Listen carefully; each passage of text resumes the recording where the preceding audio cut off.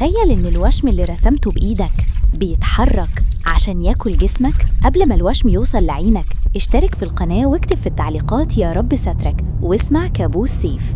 بيقولوا إن الجسم هو الهيكل اللي بيحمي الروح، بس إيه اللي يحصل لما الهيكل ده يقرر إنه يخونك؟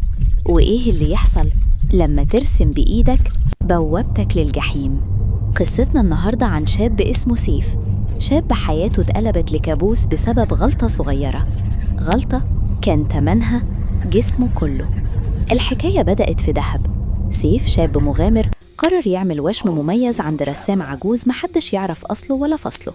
الراجل رسم له عين دقيقة جدا على معصم إيده. سيف كان مبهور بالرسمة في الأول، لحد ما بدأ يحس بحاجة غريبة، مش مجرد وجع وشم جديد، لأ، سيف كان بيحس بنبض تحت الرسمة، كأن في قلب صغير بيدق تحت الحبر، وكأن العين المرسومة دي شايفة كل حاجة. الرعب الحقيقي بدأ لما سيف صحي في ليلة على حرقان لا يحتمل، ولما بص على إيده عقله رفض يصدق. الوشم ما كانش في مكانه، الرسمة زحفت، اتحركت من المعصم وطلعت لفوق عند الكوع. سيف في لحظة جنون حاول يجيب سكينة ويشيل الجلد ده، يقطع اللعنة من جذورها، بس المفاجأة كانت إن الوشم كان أذكى منه. كل ما السكينة تقرب الحبر كان بيغوص ويهرب تحت الجلد زي الزئبق. وساعتها سيف سمع صوت زحف لازق جوه جسمه، صوت بيقوله إن دي مش مجرد رسمة، دي حياة تانية بدأت تتكون جواه. حتى الطب واقف عاجز. الدكتور اللي سيف راح له شاف بالكشف حاجة خلته يترعب، قال له بالحرف: الخلايا دي مش بشرية، والرسمة دي بؤبؤ العين اللي فيها بيتحرك.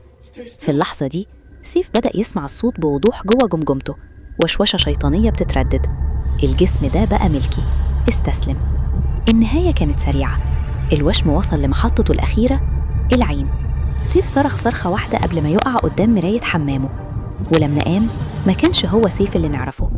وقف بص لنفسه في المراية، عينه الشمال بقت سودة تماماً زي الحبر القاتم. ابتسم ابتسامة هادية ومريبة جداً، وقال بصوت غريب، صوت فيه فحيح الأفاعي: أخيراً الدنيا باينة أحلى بكتير. سيف اختفى جوه جسمه، والوشم هو اللي عايش مكانه دلوقتي. خلي بالك وانت بتبص في المراية المرة الجاية، وتأكد إن اللي بيبص لك هو انت. عشان الكابوس ده ما يزوركش في نومك، حصن نفسك واذكر الله في التعليقات. ولو قلبك ميت ومستعد للي جاي، اشترك في القناة وتابعنا على فيسبوك وتيك توك، عشان لسه الرعب مخلصش.